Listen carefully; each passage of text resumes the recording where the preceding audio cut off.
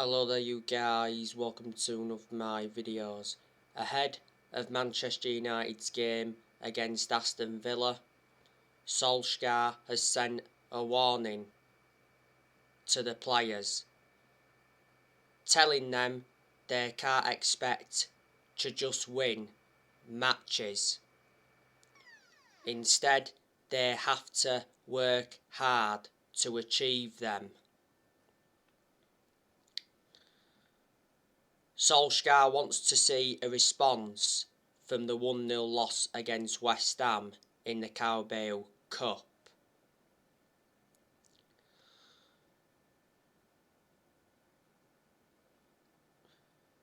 Like I updated you earlier on today, Solskjaer's job is safe for now, but his future may depend on the Champions League.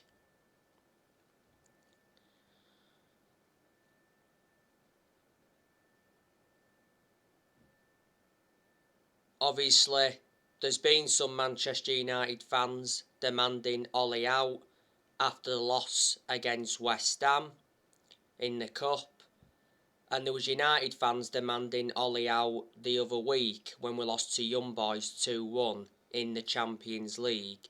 Solskjaer was accountable for that loss against Young Boys because the tactics were wrong and the substitutions were wrong, and I heavily criticised him.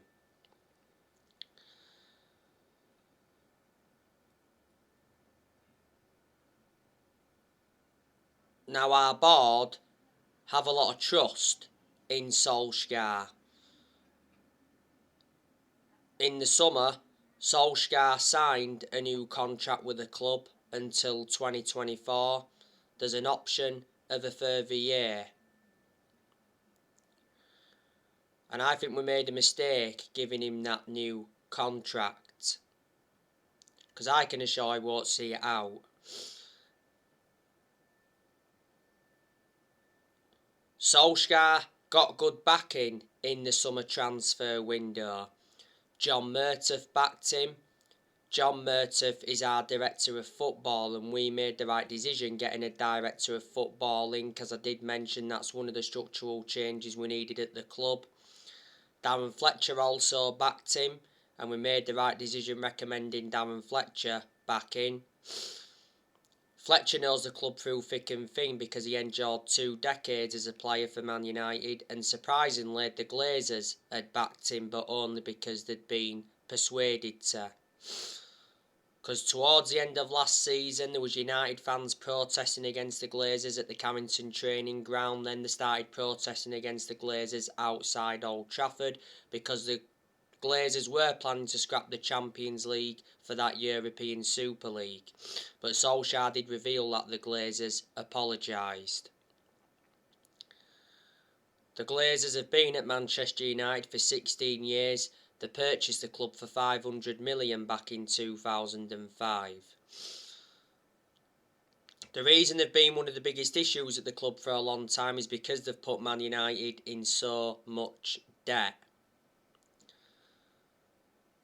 Obviously, Woodward has stood by Solskjaer. He said several times before that he'd back Solskjaer, and when we was enduring them bad periods under Solskjaer, when he was close to getting sacked, Woodward assured that Solskjaer's job was safe.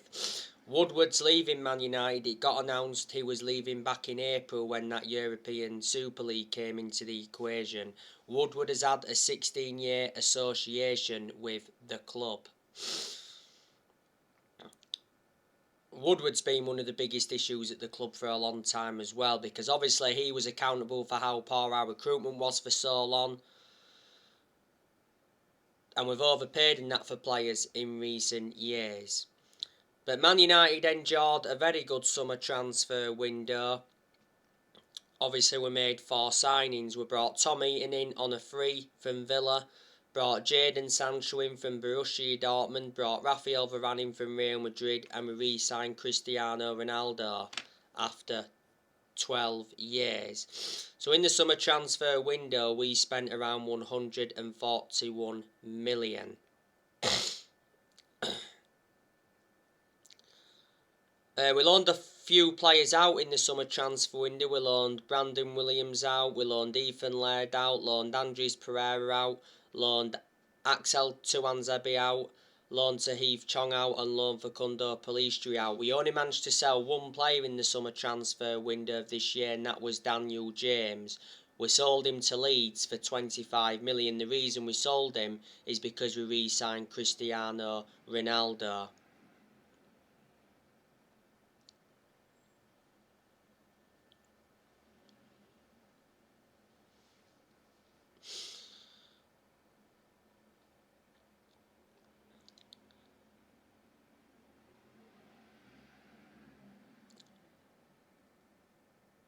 But Man United have enjoyed a good start to the Premier League season.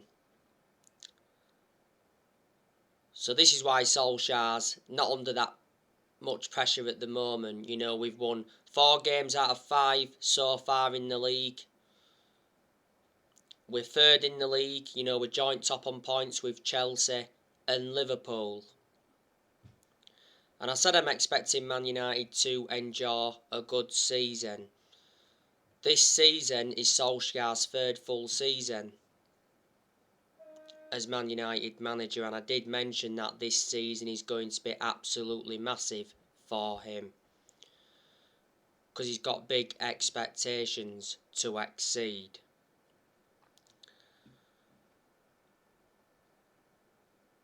Solskjaer has to win a trophy this season to basically save his job. He's not yet won a trophy as Man United manager. We haven't won a trophy since 2017. Last weekend Solskjaer did say we must leave a legacy of silverware.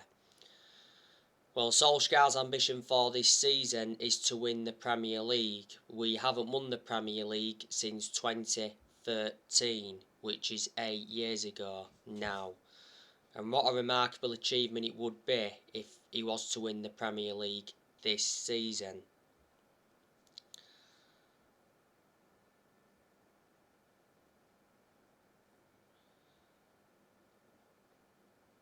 We should be winning the league this season because, like I've mentioned before, Man United have got a title-winning squad, so the time for excuses is over. And a few weeks ago, Solskjaer told his Man United squad that it's better than the 1999 treble-winning team that Ole was part of.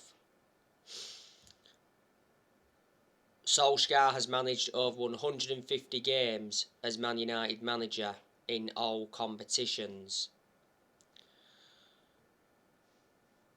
Solskjaer has been in charge of Manchester United for almost 3 years. In December this year, he would have been in charge for 3 years. I'm surprised he's lasted as long as he has done, because like I've said before, we've enjoyed very bad periods under him where he's been close to getting sacked. But I think with Solskjaer being a legend of the club, that's what's basically saved his job. But reflecting now on Solskjaer's been Man United manager, he's gained some managerial experience and he's learned quite a few things on the job. You know, I think there's still plenty of things Solskjaer's got to learn. He is still a young coach.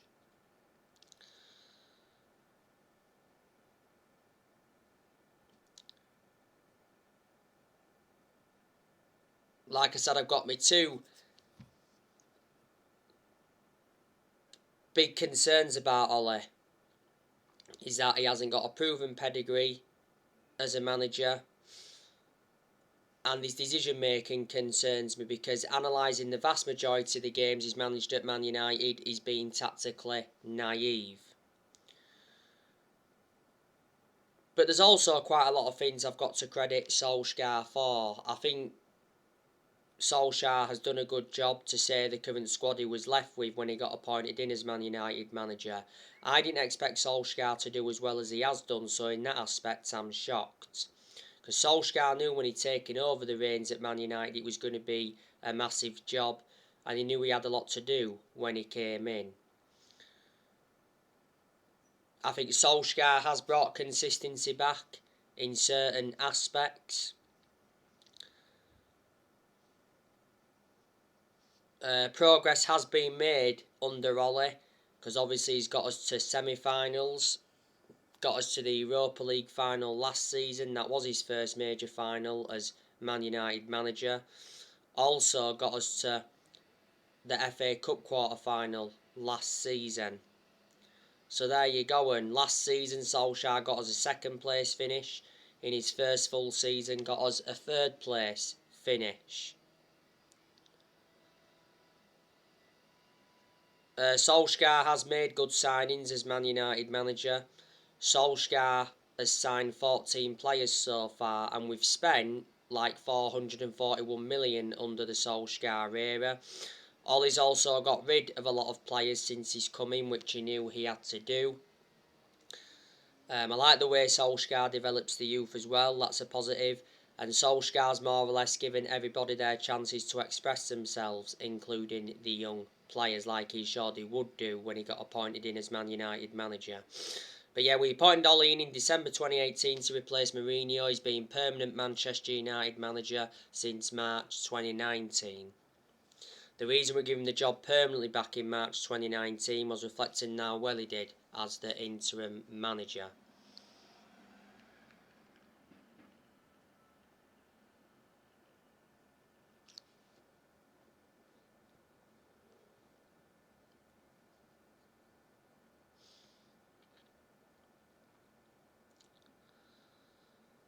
But Solskjaer is our best manager since Ferguson, despite me criticising him a lot during his managerial tenure at Man United.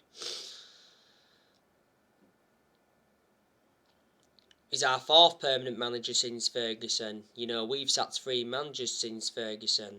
And you know, we're not even really known as a sacking football club because we haven't really got the structure to keep sacking managers. So the 3 managers we've sacked since Ferguson, we sacked Moyes, we sacked Van Gaal, and we sacked Jose Mourinho.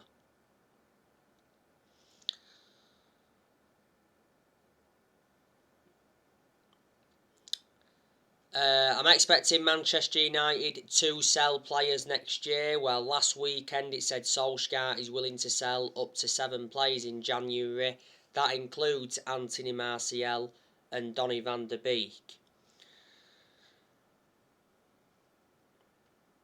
Martial is finished at Manchester United. He obviously played in the Carabao Cup game against West Ham. Struggled to make an impact. You know, he had some chances, but his finishing was poor. And for the vast majority of the game, he looked isolated. Now, earlier on this week, it said Man United are ready to sell Anthony Martial. We're ready to accept offers of 40 million for Martial. Barcelona are considering making a move next year.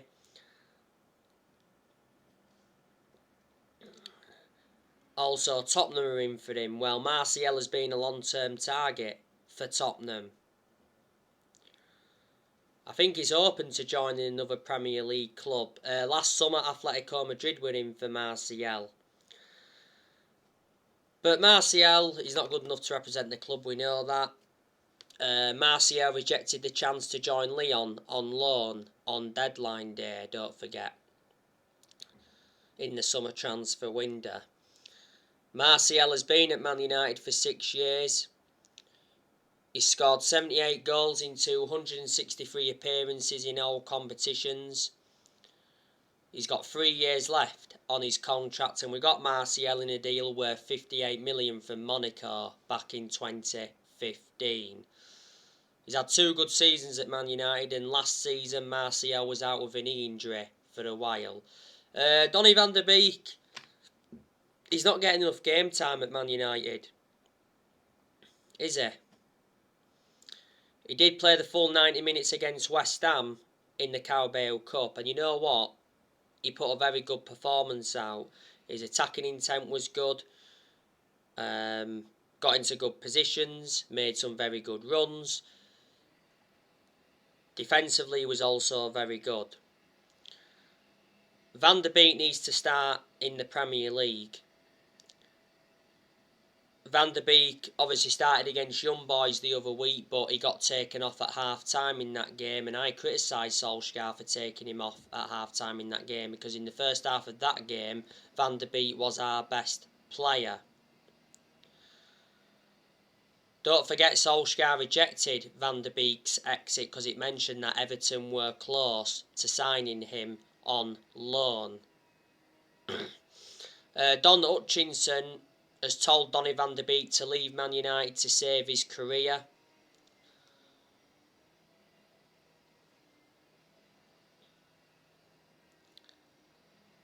And not so long ago, Paul Ince told Donny van der Beek, well, he said he's got absolutely no chance of staying at Man United. This season is Van der Beek's second full season at Man United. You know, we got Van der Beek in a deal worth 40 million from Ajax with add-ons included. He's got a contract with Man United till 2025 and he's versatile. He can play in 3 different roles. Well, a few weeks ago, Van der Beek told Solskjaer his best position. Van der Beek reckons he will be best served operating as a number 6 or as a number 8.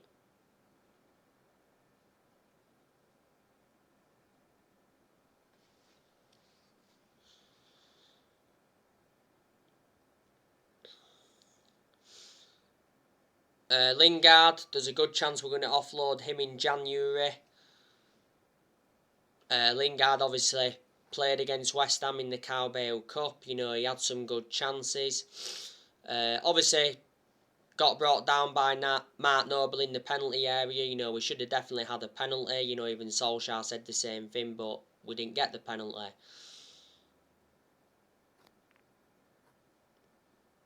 Lingard was greedy on the ball though against West Ham in the Cup.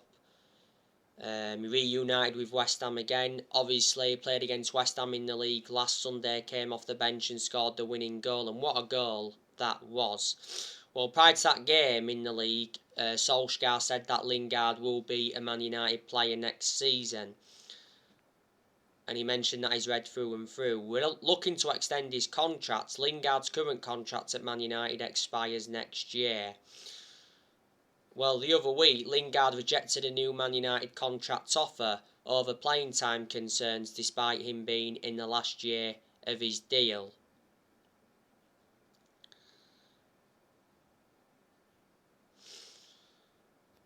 Diego Dalot, good chance we're going to offload him in January. You know, Dalot is our backup right back to Wan-Bissaka. Dalot played in the Cup against West Ham and, you know, put a very, very good performance out, put dangerous crosses into the box.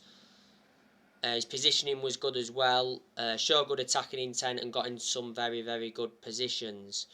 You know, last season Dalot had a loan spell with AC Milan, so reflecting on that, he gained some experience. We got Dalot 3 years ago from Porto. We paid £19 million for him, and Dalot's got a contract with Man United until 2023. Eric Bailly, you know, could be offloading him in January, but I hope not. I want us to keep Bailly as a backup, so if Varane or Maguire get injured, then Bailly is the plan B.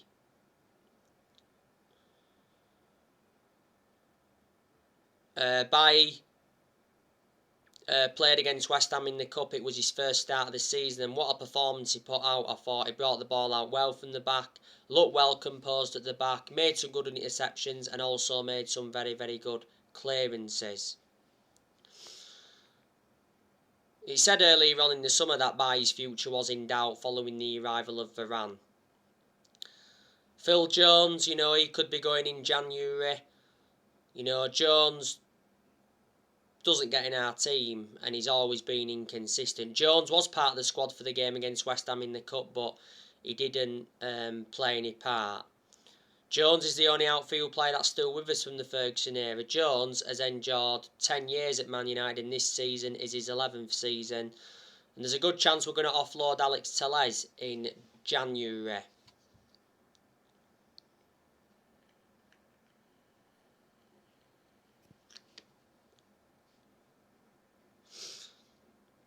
So there you go.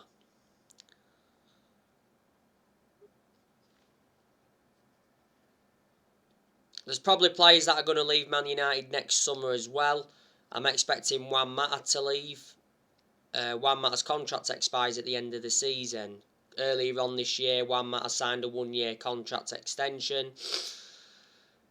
Cavani will probably leave at the end of this season as well. I can't say I want him to leave because Cavani's made an impact since he's coming. By the way, Cavani is back into the squad for the Villa game.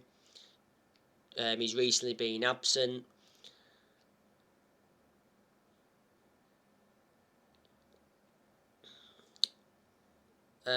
Paul Pogba, he could still possibly leave Man United at the end of the season.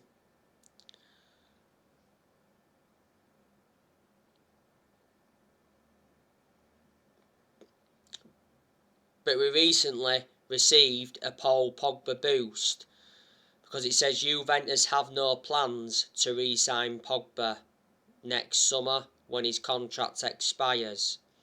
The other week, Paul Pogba's agent Mino Raiola suggested that Pogba could return to Juventus from Man United on a free next summer. Mino Raiola did mention that Turin is still in Paul Pogba's heart. Well, Pogba did enjoy 4 good years with Juventus before he rejoined Man United. Real Madrid have been relentlessly linked with Pogba. A couple of years ago, Pogba spoke about Real Madrid and his relationship with Zinedine Zidane, and he came out and said he's seeking for a new challenge. And PSG have been linked with Pogba earlier on this season. He said that PSG are pushing to sign him next summer, and he's set to join PSG on a free.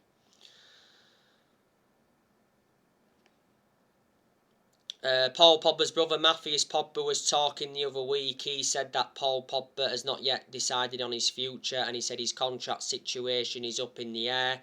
The Daily Express recently said that Man United are reportedly set to make Pogba the highest paid Premier League player of all time by offering a new long-term deal which would see Pogba earn around £400,000 a week. Pogba receives $290,000 a week at the moment. Before the start of this season, Pogba rejected a new Man United contract.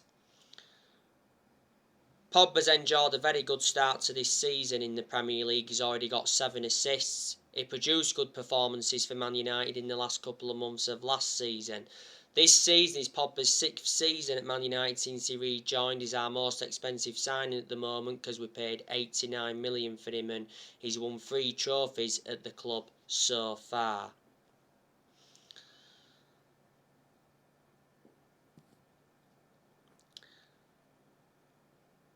And obviously, you know the news on Bruno Fernandes. Bruno Fernandes is close to signing a new 5-year contract with Man United worth £250,000 a week with the signing of Cristiano Ronaldo.